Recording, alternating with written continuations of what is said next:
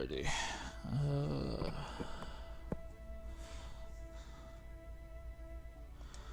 No, you don't have anything else you need to go over.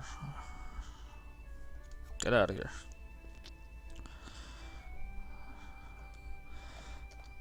I will not change into my uniform. I do what I want. Alright, so before we actually continue with the story, we're actually going to be playing some cards. Yes, some legit cards. I'll be showing you where 2 rare cards are, right within the garden that you have access to right now. One of them being a player card as well. So, let's go. Such a long run back.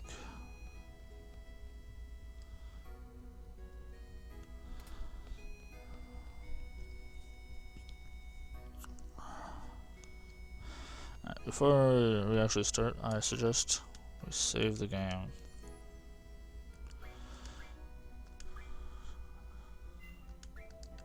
Yes.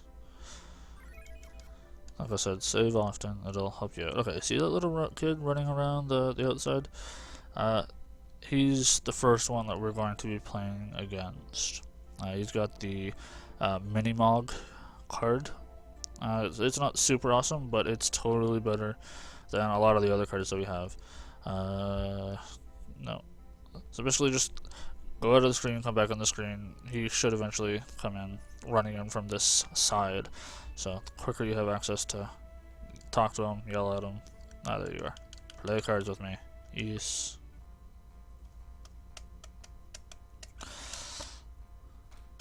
Difference. Awesome. Okay, so we're gonna play. There's a chance he won't play Minimog right away. Actually, instead of using the Gasper, I'll use the Gala and the Red Bat just to get that 6, that extra high end up. Ooh, he's got some pretty good cards here. Alright, so here, actually a couple cards in there I do want. The very top and the very bottom card of his I absolutely want. Just for, remember how I said we're gonna get that card mod that we can be able to refine cards into items? Well, both of those cards are actually very, very important. Especially the one on the bottom, the Cockatrice. It's gonna be a huge advantage for us. Okay, so he's got a 6 available to the right, so he could take over either of those. So what we're gonna do, I'm gonna throw you up here, and then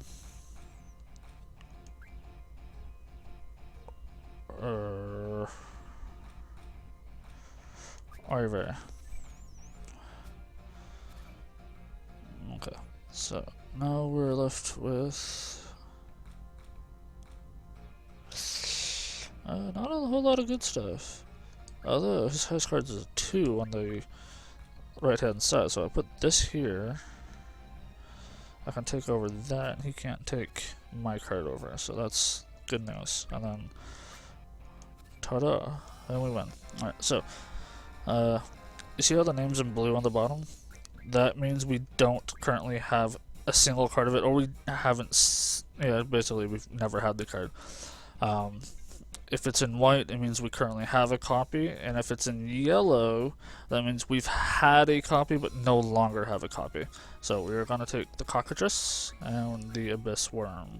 Those are 2 great cards to add to our collection to play with in our next couple games.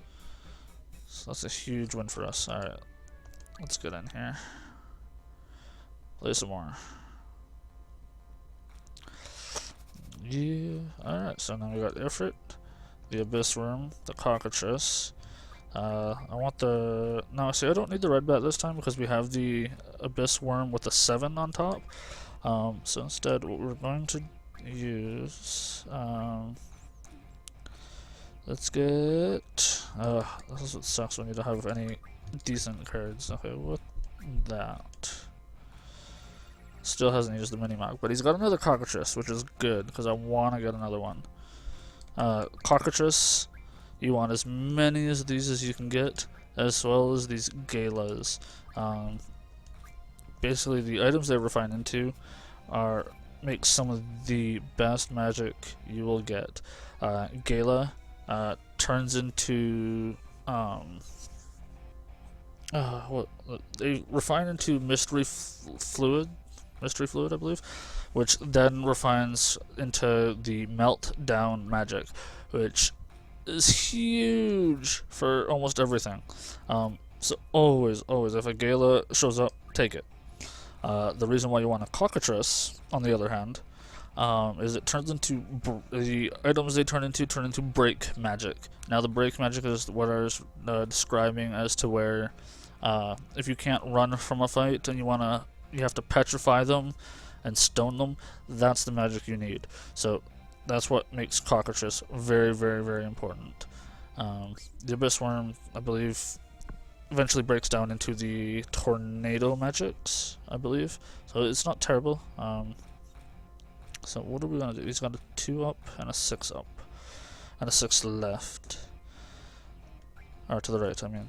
Okay, so if I take over this square with this guy, I'll flip over 2, and he gets his pick at 1, so it's not too bad.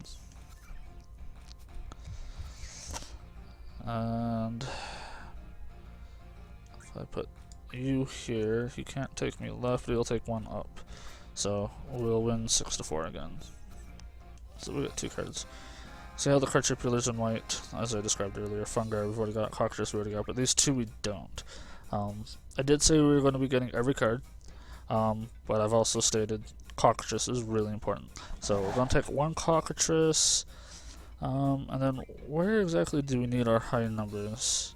Based on the cards I already have, I would say the Forbidden might be our best bet. I don't think we really need anything to the left. So we got the 8 and 9 out of Ifrit. We got the 6 out of him as well, but that's the only one. We got 6 going to that direction. We have the Abyss Worm for the 7 going up, so we got a second high up. So yeah, I'll take that. Alright. 2 card games down. Hopefully this doesn't take too long to get the, get back here. Stop.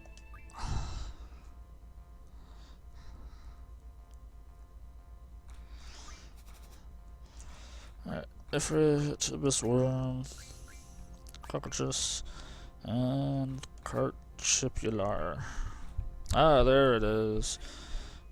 See the top card, his Minimog, 9239. Like I said, not super awesome, but having 2 9s on a card is way better than any of the cards we're currently using. Other than Ifrit. So, that'll be really nice. So really, it doesn't matter where we place the card, that's going to pretty much be the first card he utilizes. So let's get our crappiest card out first. For some reason, they always like using their best card first. I don't know why. Let's go to 3 to the right. So we could use Cockatrice to take it over. Not that it really matters as to which one I take over. Could take this back.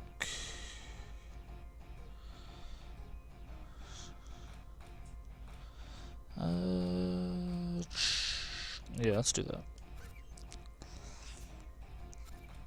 That's fine. We'll just use ours. Then his next highest to the right is a 3, so you won't take it that way, but upwards he's got a 6 and a 5, so you can take us from below. But then his...